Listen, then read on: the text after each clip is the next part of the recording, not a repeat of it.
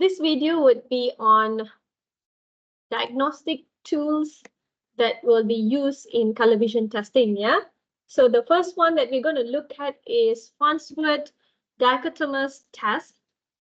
Okay. So these are the Farnsworth dichotomous test or D15 test, panel D15. So there are a few names that people used to call this, but the common one is D15 test. Okay, it consists of 15 colored caps. So these are the colored caps. I'm sure you have seen this. Okay, or chips, you can call it, that form a hue circle within the CIE diagram. If you still remember, it looks like a leaf line. Remember 400 nanometers to 700 nanometers, right? Yes, it is actually a compressed version of it. So the patient arranges the colored caps such that they follow an orderly progression of the progression of color. So that means if let's say this pink is here, you have to match the pink that is similar to this one, original one. Okay, so that's how the arrangement actually works. To start, the examiner asks the patient to choose the colored cap that looks most like the affixed reference cap. So if you see in this D15 panel, right, the box, there is one color that is already fixed at the edge. And the patient has to arrange, okay, to the one that is similar to the reference cap. And then once the second cap is already arranged, the second cap will be the reference for the third one. So that's how the arrangement is actually made.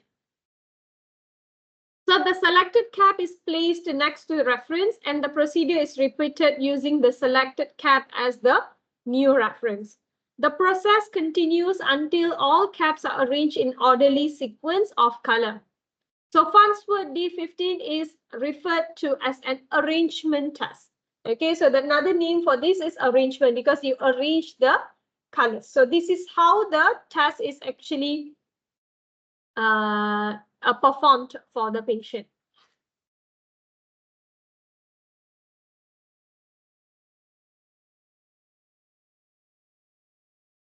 Okay, the test is caught by connecting the caps numbers in the sequence arranged by the patient.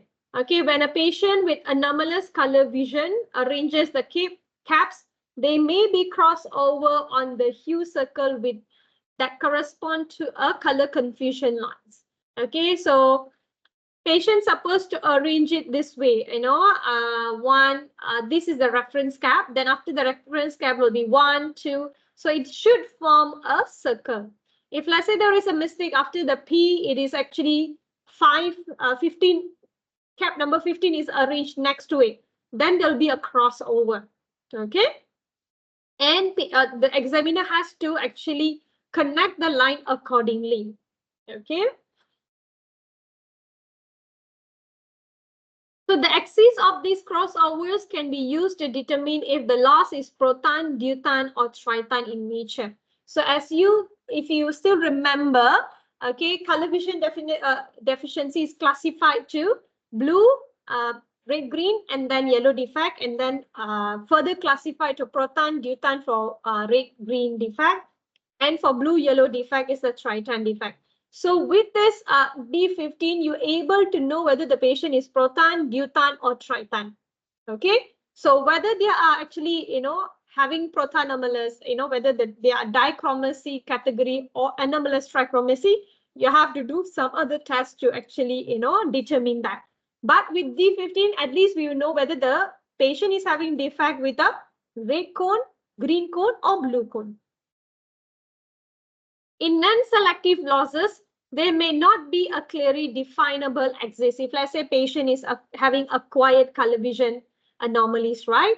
So they would have a problem where, okay, we won't get exact one. If let's say patient is having proton, right, there'll be a crossover here. Deutan means crossover here.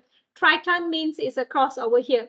But with a patient who's actually having this acquired one which is not having a defined color vision, the crossover can happen anywhere. Okay.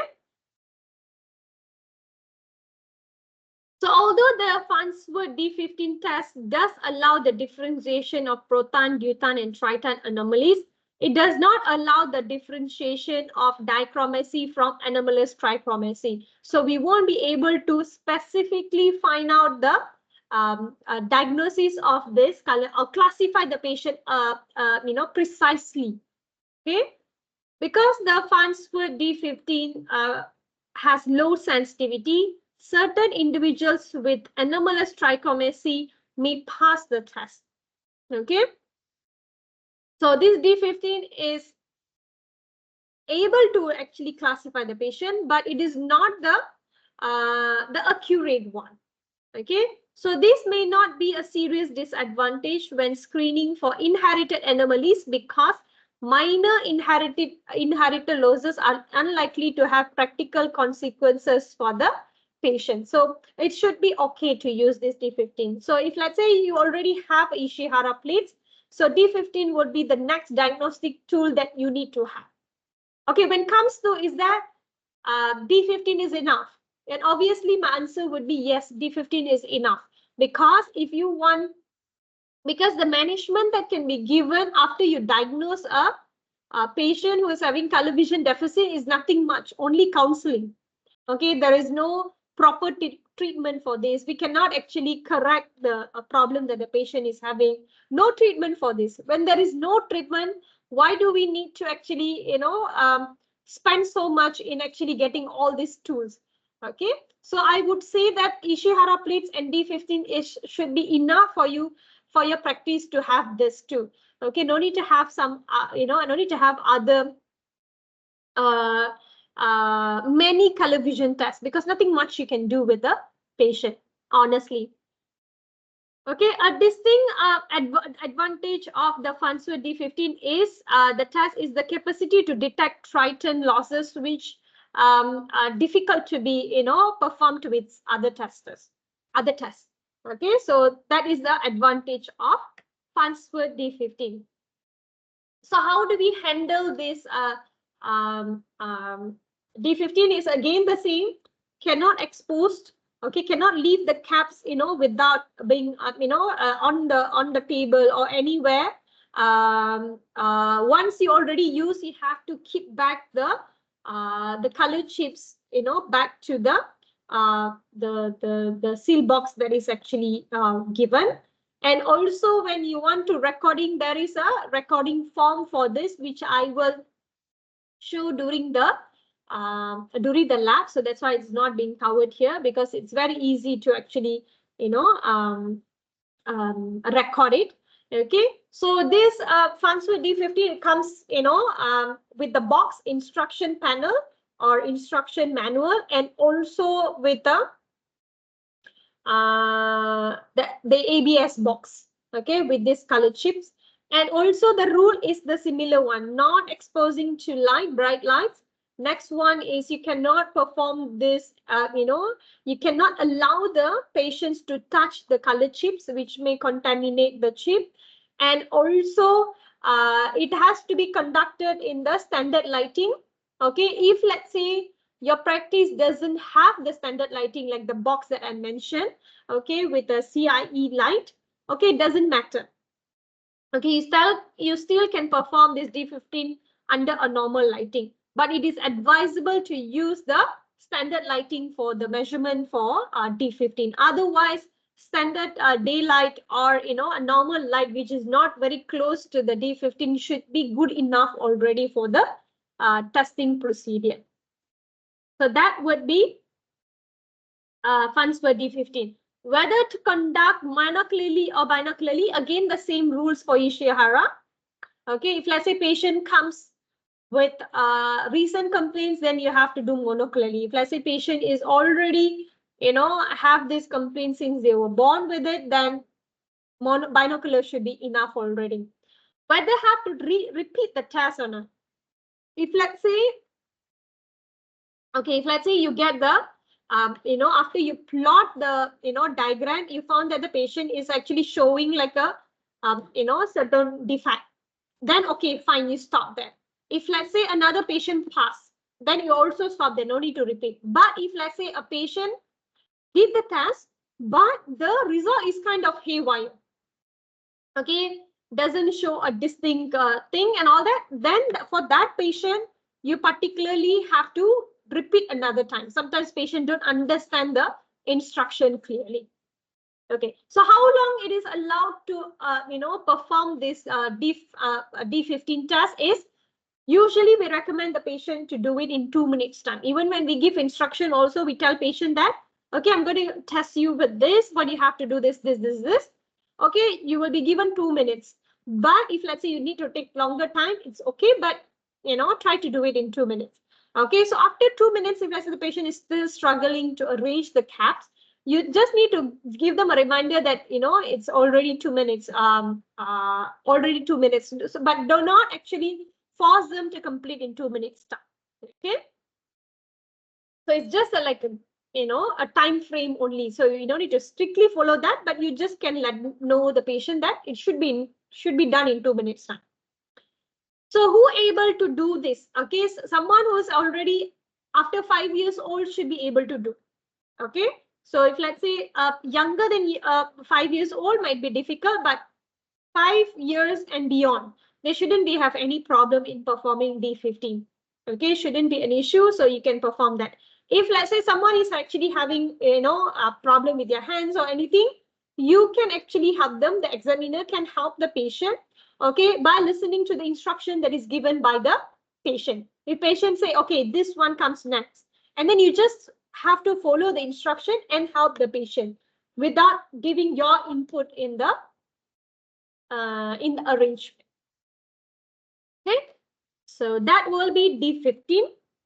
Okay, next we move on to desaturated lengthening D15 test. Okay, the chips are less saturated than those in the D15 test. Okay, as such, the radius of the hue circle formed by the desaturated chips is less than that formed by the chips that constitute the standard D15 test.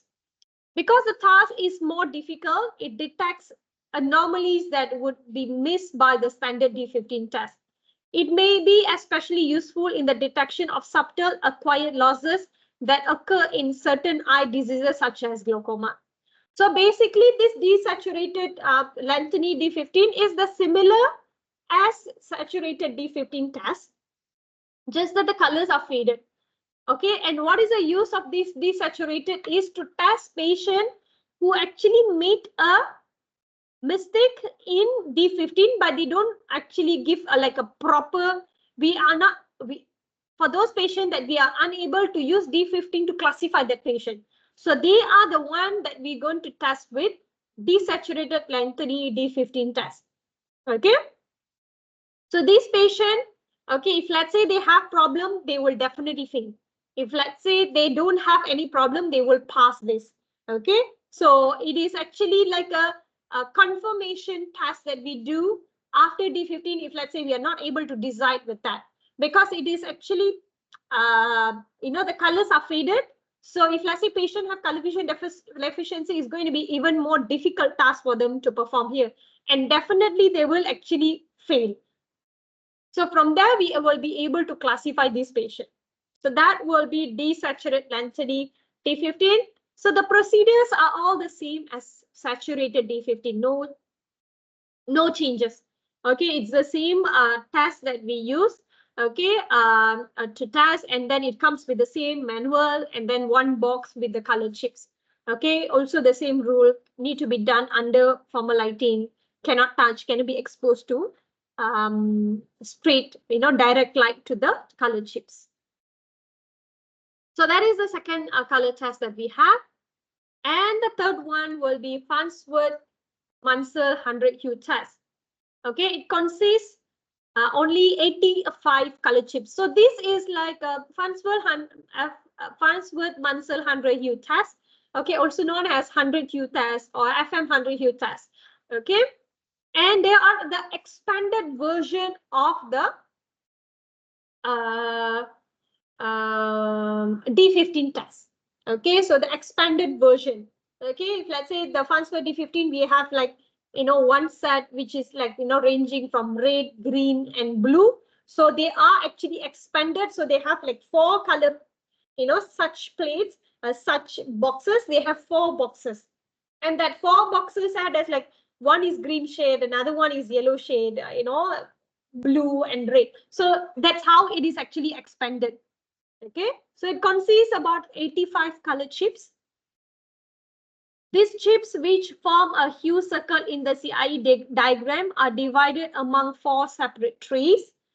The patient arranges according to color, and the chips contained within each tray. So you cannot mix tray 1 and tray 2. So whenever you want to try tray 1, okay, once you try, you keep everything back and then open the second tray. So you shouldn't get confused with the other trays, chips. The test is graded by plotting the data on a scoring sheet and calculating a total error score. So there are 2 ways of recording this 100 hue test. One is by plotting, as how we do this 100 hue test, which I will actually explain further during the lab. Okay, because it's a bit detailed. Okay, so which I need to face-to-face explain that.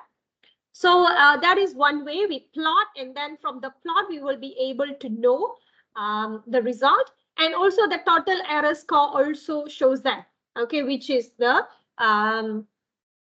also will give you some interpretation. Okay, so when the total error score is greater than the norms provided by the proton, deutan, or triton loss. Okay, so what is the main function of this 100 hue test? 100 hue test, the main task is to actually to know the color discrimination level of a person, whether they are superior, average, or poor in discriminating colors. Okay, although it helps us to actually classify the person to be proton, deutan, or triton loss, that can only be identified if you plot the graph. If you don't plot the graph with the total error score, you will be able to only know the patient how well is the color discrimination of that person. So when do we use this 100 hue test? Okay, we don't use this for clinical purpose, because we have 100 hue test. Sorry, we have D15 test, to determine whether the patient is having proton, deutan, or triton, which is a very simple test, only take 2 minutes. While this transfer 100 hue test, you need to do 4 tests. Okay, 4 cases as such as in D15. So it's going to be very troublesome for the patient. And 100 hue test is not actually developed for clinical use purpose. Okay, it is more to research. It is more to certain patients, right, working in an industry where they need to have a good color discrimination, like textile industry, chemical industry. So usually they have to actually, before they actually join a job, they have to get themselves tested with 100 hue test. So usually patient will come to our clinic to get tested okay, to see how good is their color discrimination. So based on that, they will be taken into that job. Okay, so that is the main purpose of this 100 hue test. Second is for the research purpose. Okay, but it is not for the diagnostic purpose. Okay, although the error score indicates the severity of the anomaly, this test does not distinguish dichromacy from anomalous trichromacy. So similar to D15, it only tells you whether patient is proton, deutan, or triton if you plot the graph. And also it will, but it will not let you know, okay, whether the patient is actually having dichromacy or anomalous trichromacy. So administration of the 100 hue test is time consuming because there are 4 boxes. And for most routine clinical application, provides little advantage over the test discussed thus far. So although rarely used in clinical practice, on occasion it is used in certain industry for screening employees. Okay, like textile business and all that, right? People will be actually coming over to get themselves tested. So that will be Farnsworth Munsell 100 hue test. So the arrangement test, okay, we have D15, desaturated D15, and we have this 100 hue test. So the first 2 is the one that, all these 3 able to tell you whether the patient is protan, butan, or tritan. While the booklet charts, Ishihara let you know whether they have a red-green deficiency or not. While this SPP1 and SPP2 let you know whether the patient is having the main one, red, green, or blue defect, blue, yellow defect. Okay, same goes for HRR and also the City University. But they won't tell you whether the patient is protan, butan, or tritan. So good to get to know whether the protan, butan, or tritan, you have to do the arrangement test. Okay, which would be the D15, desaturated D15, and FM under Hue test. So this will let you know whether the patient is protan, butan, or tritan. But we need a more sophisticated color vision test. Okay, so this more sophisticated color vision test is needed to determine whether the patient falls into the dichromacy or the anomalous trichromacy defect. Okay, and the gold standard for this color vision test to determine that would be anomaloscope. Okay, anomaloscope is the gold standard for color vision test. So any test that you do, it will give you the idea whether the patient is normal or not, patient is normal or not normal. But this Nagel anomaloscope is the one that will be providing you with the precise classification of a person with color vision defect. So that is the reason why it is known to be the they're known to be the what do you call this as the gold standard. And in our clinic, we have two types of anomaloscope. Okay, so we have two types. One is oculars, another one is NICS anomaloscope. Okay, we will look into the procedure and all that, during the lab on how to use it, because that one needs hands-on. Okay, when you do hands-on, then you would understand how it works. Okay, so basically how this anomaloscope works is it is like a microscope. Okay, microscope that that you use during your school days to see all these bacteria and all that, right? It is similar thing, just that it has like a circle with line in between, gives a hemisphere at the top and bottom. So one of the hemisphere is the target color that you have to have. Another one is the one that you have to actually adjust, okay, the knob until it matches the class of the color, that the targeted color. Okay, so that adjustment, after you adjust, if let's say you're able to match, then you press one button. If not able to match, then you press another button. Okay, then a series of tests will be actually the series will be a few times tests will be coming in, will be changed according to the manual that is given. So patient has to actually change the colors accordingly, and then from there automatically, because we have software for that. Okay, and also we have the manual way of doing. If let's say it is connected to a laptop, if let's say it is connected to a laptop, then it's easy because it will do its own calculation, plotting and all that, and then it will let you know what is the diagnosis of the patient. If let's say it is not connected to computer, we have to actually fill up the form manually, which is also very easy, which will be explained during the lab, where patient will be doing all the adjustment. After the the answer is we already get answer, we record down the value, okay, for each of the tests that we give the patient. So based on that, we need to plot the graph, and then by plotting the graph, we will be able to know, okay, patient falls into which category, okay, whether the dichromacy or anomalous trichromacy. Okay, so that is anomaloscope.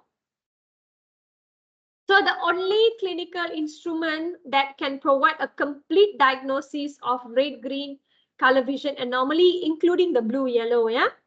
Okay, including the differential diagnosis of dichromacy from anomalous trichromacy. Through the eyepiece, the patient views a bipartite field that is composed of an upper mixture field and lower test field. So the patient's task is to match the two fields so they appear identical to each other. So the mixture field consists of variable amounts from 546 nanometer and 670 nanometer.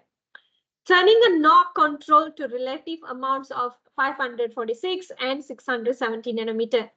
If the mixture knob scale is at 0, the mixture field consists of only 546 nanometer. And when set at 73, the mixture field consists of exclusively 670 nanometer. Basically, the knob, right, when you put at 0, it is green color. When you actually turn the knob to the maximum, then it will be 760 nanometer. Okay, so the color changes, when you, change the knob. So basically, the test field is already the, the target is already there. So you just need to actually turn the knob until you match the color. Okay, once you match already, you're done. And then the finding will be recorded, will be recorded so that we can know what kind of color vision deficiency that the patient is having. And then the second target is given, third target is given, and so on. So mixture scale settings between 0 and 73 represents various combination of 546 and 670 nanometer. An important feature of the mixture field is that its luminance, as measured by for normal trichromacy, does not change.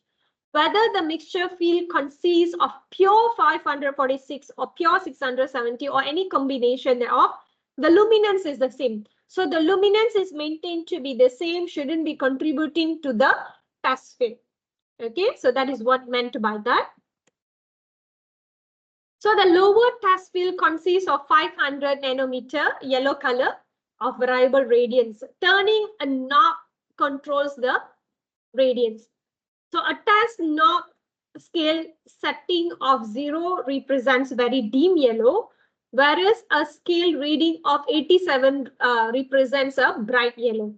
So none of the Nagel anemomerscope's 3 primaries are absorbed by the S cones. Therefore, for the region of the spectrum covered by these 3 primaries, a person with normal trichromacy behaves as if they have dichromatic vision.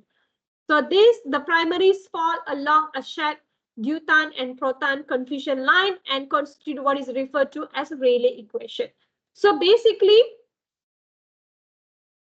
when we do this test, right, we assume that the patient is at least dichromatic, okay, and not affected by the yellow one. So from there, we actually make so they are the test knob scale, right? They have one for the red green, another one is for the radiance. Okay, so the radiance is adjusted assuming that you are dichromatic and not affected by the yellow cones. Okay, summary of expected results using the Nagel anemomerscope to diagnose red-green color condition. So when a patient is actually, normal, right? Okay, so they will have like one set of answers. Okay, this one I will explain in detail, okay, during the lab, because if I explain now, then you won't understand. When you try and so on, then you would have a better understanding. But this is the guideline that we use to actually, diagnose the patient to have any problem or not. Okay, so and this is how the graph looks like. Okay, if let's say a patient is, okay, basically the findings, if let's say you record yourself, this is how it looks like. We actually plot the graph. Okay, so as indicated, okay, the green line, okay, a patient with deuteranopia matches all mixtures fields with a constant test field luminance. A patient with protanopia, the red lines, okay, is also able to match all mixture fields. However, he or she must adjust the luminance of the test field, okay, increasing when matching 400. Okay, that means if let's say a patient is normal, right, they would be able to, whatever color that is given in this area, they shouldn't have any problem in actually providing the right answer. Okay, if let's say they have, first when we test, right, we start the testing from here. Okay, if let's say they actually able to get all the answers correct, right? Then you shouldn't actually proceed the test. If let's say the patient actually make the mistake, okay? If let's say a patient make mistakes, right? So then if you, let's say you doubt that patient could be protanopia, okay, or having the red green defect, right? So you give targets at this line here and see if let's say the patient gives answer differently according to this line. If yes, then they are protanopia. If let's say they make answers somewhere here, if let's say they get answer somewhere here, and if let's say they get answer somewhere here, then they're known to be prothanomaly. Okay, if let's say you doubt that the patient is having green defect, so you give all these targets. Okay, so that's how we actually determine the color vision deficiency in using the anomaloscope. Okay, so that's the color vision standard test that is available in the market and also in the clinical, starting from the booklet version. And then we also have this, arrangement test. And the last one is the golden one, gold standard, the Nagel anomaloscope. Okay, thank you.